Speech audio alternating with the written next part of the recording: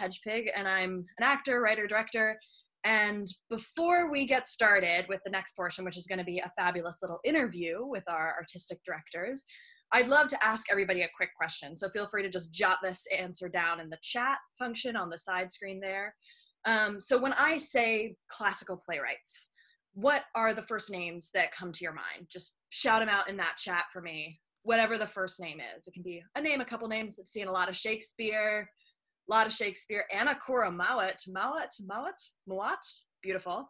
Shaw, Chekhov, Johnson, Sophocles, Moliere, yes, Tennessee Williams. These are all awesome playwrights.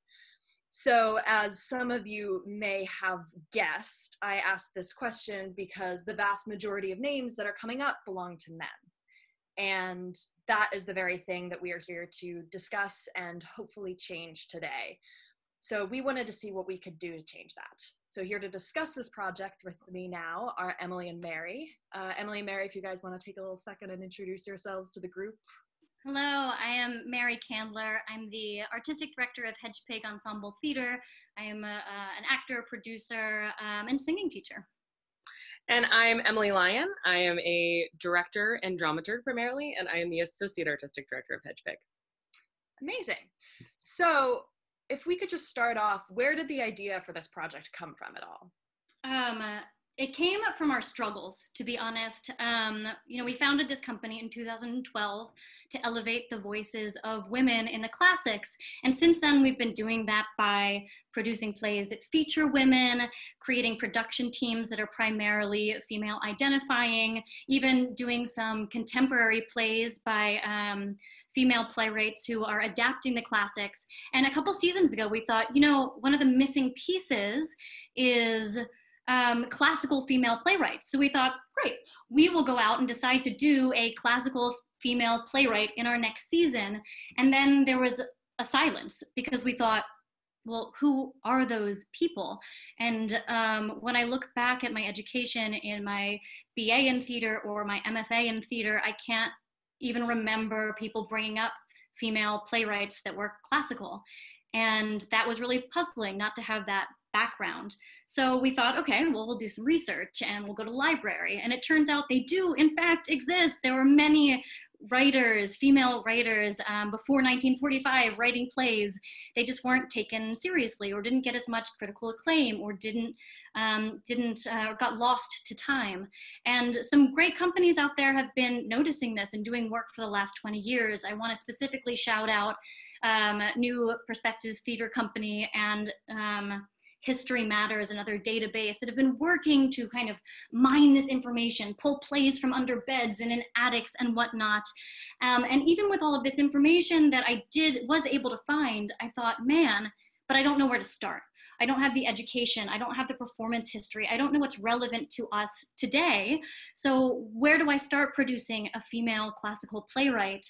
And if I am feeling that here in New York City with all the resources that we have, and if I am feeling that with the mission that we are after, then gosh, it must be hard for other people to consider producing plays by women in a classical setting as well.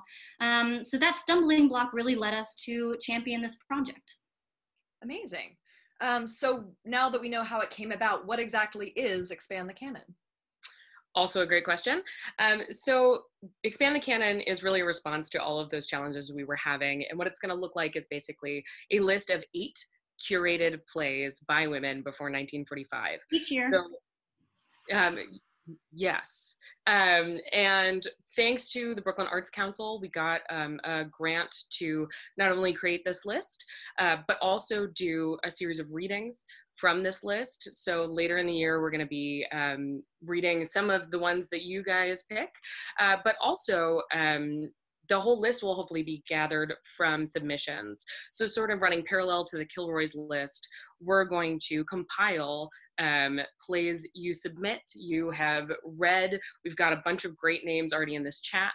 And if you've seen those plays, read those plays, and wish you'd seen them, even heard of those plays, we would love to get your submissions in our online form, and we're open to plays from other cultures, from other languages. We really want to make sure that because this is crowdsourced, that we get everyone's perspective involved and really honor the narrative that women have been writing all along, because they have. So we're making this list, this wonderful, beautiful, diverse list. How exactly are we compiling that list? Where are these plays coming from? Right. So we have a list of our own that we want to research and look into. But yeah, it's all going to be crowdfunded through that list. And we also have like some wonderful folks on this call who we know have brilliant suggestions. And we'll be reading every single play you submit. So your voice matters, your suggestions really matter to us. So I'm not a theater scholar, I'm an actor. And as Mary was talking about, part of the problem is I went to theater school, but we read Shakespeare and Chekhov and Tennessee Williams, and we didn't read these female playwrights. And so I feel like I don't even know where to start going about finding these names and these plays. So how can I be a part of this if I don't necessarily know the names off the top of my head? Sure. I mean, this was the exact question that we came about. So the first thing you can do is post our submission form on social media. Maybe someone in your network has some ideas, someone that you would never have even thought about. We will be supplying some kind of template language that you could use on social media a little later in this party. What else can you do? You could think about your own advisory board. We reached out to people across the United States and internationally that we thought could be really useful in helping this conversation get out to more people. And I want to shout out some of those people right now. We've got Ann Ciccolella, the artistic director of Austin Shakespeare, who's here on this call, Franchelle Dorn at UT Austin, Carla Delegata from FSU, who's also on this call, Aslan France, the associate producer over at Chicago Shakes, also here on this, not call, party, duh. Anne Morgan, the literary manager down at American Shakespeare Center, and Rita Ramanan over at Oregon Shakes, Jackie Trailis, and Arminda, who's at the Public Theater, and Arminda Thomas, who is a freelance dramaturg and writer and adapter of Shakespeare's Women. These are all incredible humans that we are reaching out to as our advisory board to help us get the word out. You could consider creating your own little advisory board. Who was that theater professor that you liked so much? Could you reach out to them? What about your high school drama teacher? Maybe they know someone. What about an English literature teacher for that college class that you had to take on, Renaissance English Lit? These could all be your mini advisory board that you could reach out to help get this project out there. And if you feel like, no, I really don't have those people in my life, then perhaps donating to Hedgepig Ensemble Theater is a great way to support this project instead. Amazing. Thank you both so much for taking the time to explain this all to us. And I know I am now feeling inspired to hear some of this sort of work.